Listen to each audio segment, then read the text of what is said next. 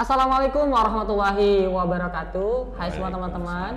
Bertemu lagi dengan aku Muhammad Haisyan di segmen podcast kita kali ini. Tentunya kita akan membahas tentang berbagai masalah-masalah dan tentunya yang mengandung inspirasi dan kreativitas. Nah, teman-teman semuanya, di sini aku sudah mendatangkan narasumber kita pada hari ini, yaitu Pak Hamim Thohari. Sebelum kita mulai, kita akan membacakan tentang kurikulum atau data pribadi dari pemateri kita pada hari ini. Nah, namanya Pak Hamim Thohari SPD, beralamat di Paciran, lahir pada tanggal 25 bulan 2 tahun 1983 di Lamongan. Terus untuk MI atau SD-nya itu di MI 01 Pondok Modern Paciran pada tahun 1990 sampai 1996. Terus untuk SMP atau MTS-nya yaitu MTS M01 Pondok Modern dari tahun 1996 sampai 1999. Nah, untuk SMA-nya atau MA-nya yaitu di MAM 02 Pondok Modern Paciran pada tahun 1999 sampai 2002. Dan untuk universitasnya itu beliau bersekolah atau kuliah di UNESA pada tahun 2002 dan lulus pada tahun 2007. Nah, untuk pengalaman kerja sendiri, beliau juga menjadi seorang guru, terus menjadi wasit sepak bola tingkat C3, yaitu tingkat kabupaten, C2 tingkat provinsi, C1 tingkat nasional, dan FIFA, yaitu tingkat internasional. Nah, untuk motivasi dari beliau, teruslah belajar dan berlatih untuk menghasilkan karya. Nah, oke. Baik, jadi kita langsung aja ke pemateri narasumber kita. Bagaimana kabarnya, Pak? Alhamdulillah. Baik. Oke. Fanta. Fanta apa ya? itu? Fine and tank. Itu bahasanya anak gaul sekarang ya. Isem kan gaul. Apa kemarin apa itu yang gini gitu? Yang mana tuh, Pak? Yang sama Jibril. Jibril? Iya. Apa itu? Oh, sewen-sewen tuh, Pak. Iya. Oke. Kan gaul. Sekarang saya harus ngomongnya gaul juga ya. Iya. Biar lebih kayak ke anak mudanya, Iya. Pak ya. Iya. Oke. Kan masih muda. Walaupun tua, tapi semangat harus muda. Jiwanya muda. Ya. Gimana, Jam? Oke, Pak. Jadi kita mulai nih, Pak. Bapak tadi kan kita udah baca nih, Pak. Bapak punya CV tentang riwayat hidup Bapak nih. Nah, itu disebutkan Bapak itu juga menjadi jadi seorang guru dan juga menjadi seorang wasit. Nah, pertanyaan saya, bagaimana sih perjalanan Bapak menjadi seorang wasit itu? Ceritanya panjang itu. Cita-cita saya yang pertama itu sebenarnya pemain sepak bola. Berhubung saat itu persaingannya ketat dan tidak mungkin jadi sepak bola pemain, saya beralih ke wasit, tetap ada di lingkungan sepak bola. Ceritanya dulu waktu saya kuliah di UNESA, ada dosen sepak bola, dia juga wasit, memberi inspirasi, memberi motivasi. Beginilah seorang wasit. Jadi saya mulai menginjakkan kaki di dunia perwasitan. Saat itu ada mata kuliah officiating itu, dilihat satu-satu. Oh, ternyata saya menurut dosen saya itu bagus di perwasitan. Jadi saya mulai tahun 2004 itu saya ikut C3-nya. Habis itu tahun 2007 C2-nya. Setelah C2 2008 masuk di nasionalnya. Habis itu FIFA alhamdulillah tahun 2015. Itu perjalanannya. Awalnya dari dosen saya. Jadi awalnya itu Pak, Bapak ini mau menjadi seorang pesepak bola, ya Pak ya. Tapi karena tidak mungkin bersaing sampai tingkat nasional, itu tidak mungkin. Jadi beralih yang ada itu. Jadi bisa saja nanti kalau tidak wasit, ball boys bisa. Yang ngambil bola itu di belakang gawang bisa juga, tidak apa-apa saya waktu itu. Yang penting ada di lingkungan sepak bola. Alhamdulillah di wasitnya juga. Nah, terus Pak, ini kan perjalanan Bapak pasti sangat panjang sekali dan tidak mudah ya Pak pastinya. Pasti lelah ya? Ya pasti. Nah, kan kalau kita ketahui ya Pak, dalam perwasitan itu di mana wasit ini kalau mau dihitungkan yang paling banyak lari itu ya wasitnya, bukan pemain bolanya, ya kan Pak? Kalau belum ada yang hitung. Nah. Artinya misalkan dianalisa pemain, misalkan di Liga 1 ya, pemain ini berapa kilo dalam 90 menit, wasitnya belum ada yang hitung. Tapi kalau dilihat secara kasat mata mungkin wasitnya yang lebih lebih banyak larinya, karena dia sendirian. Kalau pemain kan bisa diganti itu ya. Itu kalau dilihat saja mungkin wasitnya akan lebih banyak larinya itu. Terus ini, nah tadi kan kita bicara tentang lebih banyak lari Pak ya, itu gimana sih Bapak melatih mental Bapak, fisik dan mental Bapak untuk mampu kayak menyaingi lari-lari dari pesepak bola? Kan kalau kita ketahui pelari sepak bola cepat-cepat semua Pak. Ya kita latihan. Nggak mungkin kalau nggak latihan. Latihan istilahnya itu belajar, sama dengan Mas Haisam. Kepingin hafal Al-Quran harus terus membaca, menghafal itu ya. Kembali ke saya tiap hari harus ada program latihan. Dalam 1 minggu itu paling enggak minimal 3 kali, minimal, kalau bisa 5 kali. Yaitu biar kita di lapangan juga tidak kedodoran, tidak kalah dengan pemain-pemain yang muda itu. Oh, seperti itu. Iya. Berarti ada progres Pak ya, yang harus ada progres dan ada program untuk berlatih. Supaya kita tuh mampu bersaing atau mampu menyamai gitu. Berarti sama halnya dalam belajar juga Pak, kita harus ada progres ya Pak. Betul. Seperti itu. Iya. Dan terus Pak, ini kan Bapak wasitnya itu dari 2004 Bapak bilang tadi. Berarti pada saat Bapak masih jadi mahasiswa. Oke, itu bagaimana cara Bapak tuh memanajemen waktu Bapak saat menjadi mahasiswa, terus wasit juga pasti itu sangat Pak ya. Kalau kan 2004 itu C3 tingkat kabupaten. Kalau tingkat kabupaten itu hanya berhak untuk memimpin di kabupaten. Kalau saya kembali ke Lamongan hanya memimpin di kabupaten. Sekarang event di Lamongan sangat jarang. Beda dengan event ketika sudah nasional mungkin. Ketika waktu itu saya kuliah, kok ada event di kabupaten, itu kan dilaksanakan di sore hari. Di sore hari kuliah saya nggak ada ini. Jadi nggak ada benturan, nggak mengganggu lah. Artinya sama-sama jalan, dan alhamdulillah. Berarti lancar Pak ya, lancar ya.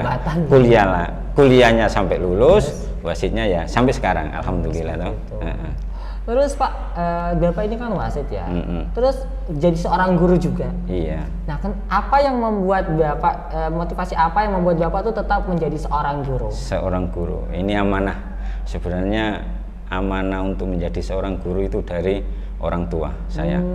Jadi orang tua mana yang tidak bangga ketika anaknya jadi guru ya, khususnya di Paciran. Jadi saya tetap disuruh jadi guru, ini perintahnya orang tua. Jadi saya, kalau perintah orang tua kan harus dilaksanakan ya. Itu ya harus inilah, tidak boleh artinya meskipun saya alhamdulillah sudah jadi wasit, tetap karena saya punya ilmu lah sedikit.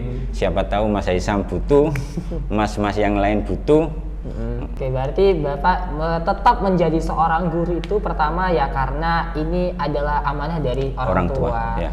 Terus kedua Bapak ingin menyalurkan ilmu Bapak kepada anak-anak yang lain, ya Pak.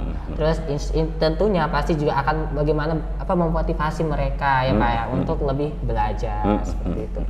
Nah terus Pak, ini kan kalau dibilang lagi ya, tadi Bapak dari awal 2004 itu kan menjadi wasit kan, terus jadi mahasiswa juga, itu lancar-lancar aja. Terus bagaimana dengan Bapak yang saat ini menjadi seorang guru? Nah itu kan pasti nggak mudah ya Pak menjadi seorang guru, terus menjadi wasit juga. Nah itu gimana lagi tuh Pak ceritanya? Ini sebenarnya ya sulit juga ketika tugas wasit pas pada hari ngajar. Ini tanggung jawab moral sebenarnya. Saya harus ini. Tetapi prosedurnya tetap saya laksanakan. Saya laksanakan dengan memberi tugas anak-anak. Ketika saya ada tugas wasit, memberi tugas. Jadi sama-sama jalan atau mencarikan guru pengganti. Artinya tetap jalan dua-duanya. Oh, artinya tentunya intinya dalam dua itu tetap berjalan Tetap Pak ya. berjalan. Jadi kayak contohnya pada saat waktu itu Bapak ada tugas wasit terus ngajar juga, jadi Bapak memberikan tugas atau mengamanahkan kepada guru yang lain. Iya, guru Berarti- olahraga. Berarti tetap ini Pak ya, tetap efektif ya Pak ya, berarti Efektif, tetap ya. berjalan pelajarannya. Wah, luar biasa sekali. Berarti ini bisa kita ambil Pak ya sebagai pembelajaran juga bagaimana cara kita memanajemen waktu kita ya Pak ya. Nah terus mungkin dalam masalah pengalaman nih Pak ya, pengalaman pertama Bapak menjadi wasit atau apakah pernah tuh ada kayak pengalaman-pengalaman lucu di saat Bapak menjadi wasit atau menjadi seorang guru? Pengalaman apa ini dulu? Wasit apa guru dulu? Terserah Bapak yang mana dulu yang kira-kiranya Bapak? Pengalaman yang lucu ini. Ya lucu aja dulu, Yang Pak. lucu. Kalau selama jadi guru pernah saya pengalaman 2000 berapa ya? Insya Allah 2007 apa 2006 sekitar itu. Ini pernah ngajar di kelas. Habis itu si anak ini rame.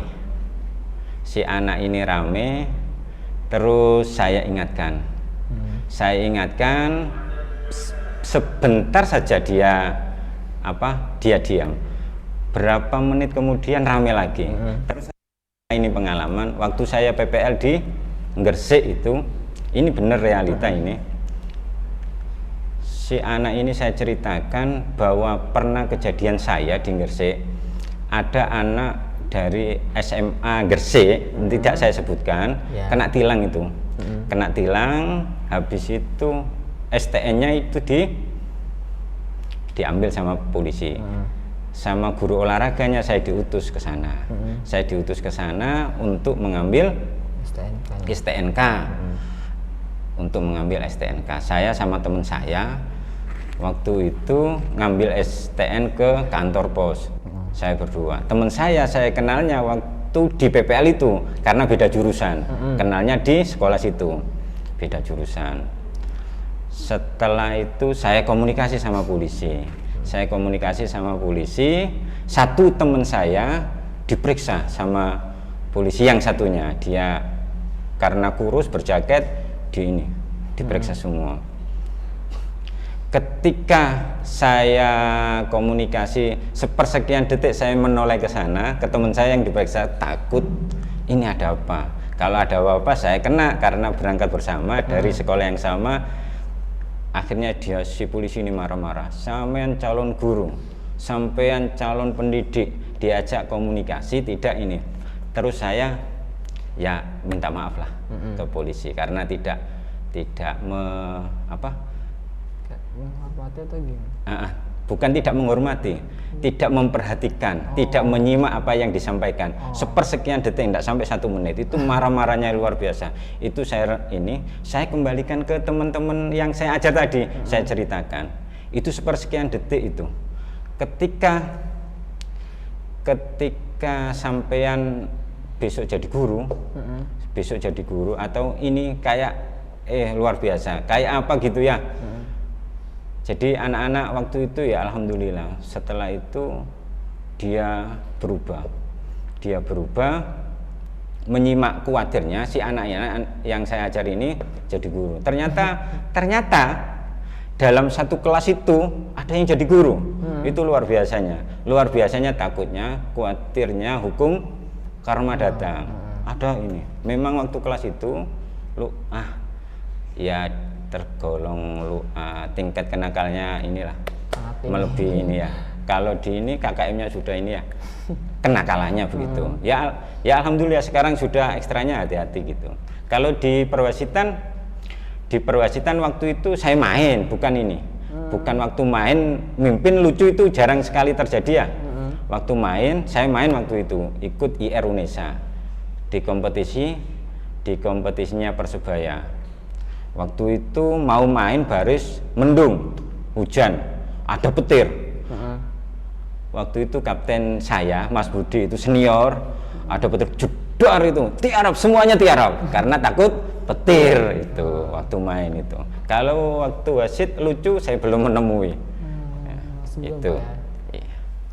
Berarti sangat ada ya Pak ya, pengalaman Bapak itu pertama jadi guru tadi menghadapi anak-anak yang nakal, terus diceritakan tentang pengalaman Bapak sendiri, langsung mereka tuh tiba seketika langsung berubah ya Pak ya.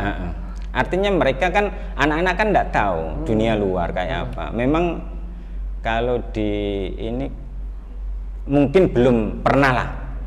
Jadi kita stimulus, kita kasih tahu, mungkin berpikir ke sana.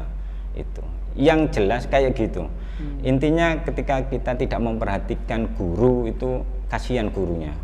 Itu sepersekian detik loh saya ngomong sama polisi itu marahnya luar biasa. Apalagi dalam 2 jam pelajaran ditinggal tidur, ditinggal komunikasi sama ini, kasihan gurunya.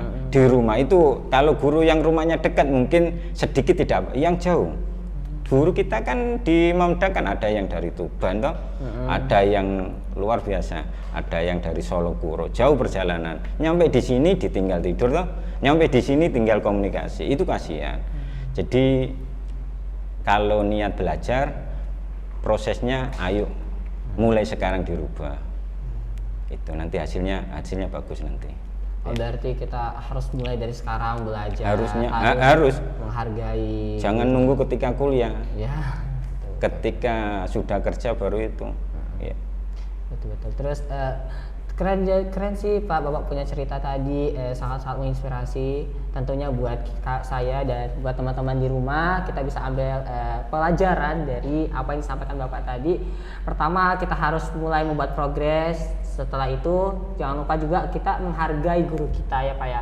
Harus. Karena guru kita ini kan termasuk orang tua kita. Jangan bukan dengan guru saja, dengan teman sebaya, pokok dengan adik kelas yang sudah kelas 3 menginjak Mas Haisam ini punya 2 adik kelas. Ini tolong dipandu. Tolong Mas Haisam ya jadi contoh. Saya punya adik. Bayangkan ketika di rumah lah ditata, kalau nggak benar dibenarkan, itu disupport adiknya, harus begitu. Nanti adiknya akan mengikuti Mas Haisam, pasti itu alurnya begitu. Jadi bagusnya adik-adik kelas itu akan mengikuti kakak kelasnya. Oh, kakak kelas saya terlambat, seperti itu ya, saya besok terlambat, kan begitu ya? Sering sekali ya, Pak. Itu berarti kita sebagai kakak kelas atau sebagai orang yang tua intinya kasih Pak, contoh yang bagus ya, harus memberikan contoh yang bagus karena kita akan dicontohi oleh adik-adik kita seperti itu. Oke, baik Pak, ini kita udah mau sampai di penghujung nih Pak. Apa ada kata-kata atau closing statement buat teman-teman di rumah dari Bapak? Jangan merasa puas dengan hasil yang dicapai sekarang. Jangan merasa puas, terus belajar, terus berlatih untuk mencapai apa yang dicita-citakan, untuk mencapai karya yang diinginkan. Pasti teman-teman itu, saya kepingin apa? Saya harus punya karya apa, kan gitu. Ketika sudah mencapai karya itu, nanti dijualnya enak. Itu maksudnya apa yang dicita-citakan itu terus dikejar. Jangan puas sekarang. Kamu puas sekarang ranking 1 di sini, kok di olimpiade kan tingkat provinsi, tingkat nasional itu belum tentu. Jadi jangan bangga dulu.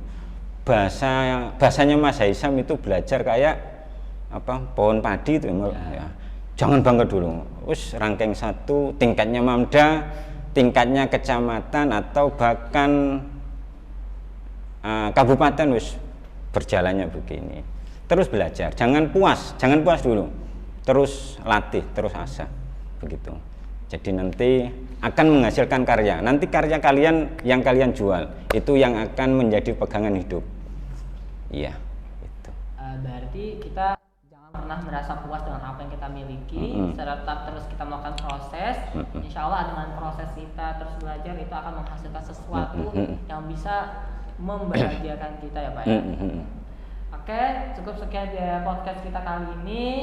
Sangat luar biasa sekali ya teman-teman, dari Pak Hamim, narasumbernya kita pada hari ini sangat luar biasa. Kita bisa ambil banyak pelajaran pada statement kita pada kali ini. Semoga apa yang kita sampaikan pada hari ini bisa kita terapkan semua dan kita bisa pelajari apa yang bisa kita ambil. Nah, terima kasih juga Pak terima atas kasih Mas hari ini Hesam sudah mengisi podcast kami. Saya ucapkan selamat terima kasih. Dan buat teman-teman semua terus belajar dan jangan berhenti untuk proses. Demikian dari saya. Wassalamualaikum warahmatullahi wabarakatuh. Waalaikumsalam.